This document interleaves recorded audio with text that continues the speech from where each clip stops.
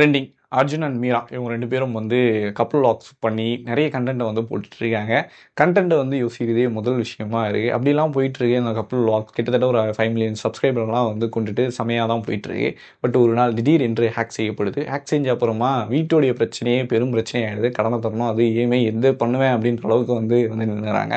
அந்த நேரத்தில் ஒரு ப்ரைவேட் நம்பரில் இருந்து கால் வந்து மாஸ்க் அப்படின்ற ஒருத்தர் கால் பண்ணி இந்த மாதிரி ஒரு கேம் இருக்குது, இதை வந்து 7 நாளில் முடிச்சிங்கன்னா உங்களுக்கு கிட்டத்தட்ட வந்து நான் 2 கோடி ரூபாய் தரேன் அப்படின்னு சொல்லிட்டு சொல்கிறாங்க. இதுக்கப்புறமா வந்து இதை பண்ணுறாங்களா இல்லையா அப்படின்றது தான் படத்துக்குரிய கதை. ஆக்சுவலாக இன்றைக்கி இருக்கக்கூடிய ரொம்ப நம்ம பார்த்து இது பண்ணிக்கிட்டு இன்றைக்கி நிறைய கப்புள்ஸ் இப்படிலாம் பண்ணிகிட்டு இருக்காங்க அப்படின்ற அந்த லைன்லேருந்தே படத்தை வந்து எடுத்திருக்காங்க. பட் என்ன ஒரு பெரிய பிரச்சனை அப்படின்னா அதை இன்னும் கொஞ்சம் பெட்டராக வந்து மேக் பண்ணியிருந்தா படம் வந்து நல்லா இருந்திருக்கும். நிறைய இடங்களில் வந்து கதை ரொம்ப ஸ்லோவாக போகுது. அதுவே வந்து பெரும் பிரச்சனையாக இருக்குது. சாம் சியர்ஸ் அவருடைய முடிஞ்ச அளவுக்கு வந்து அவர் வந்து கொடுக்க ட்ரை பண்ணியிருக்காரு.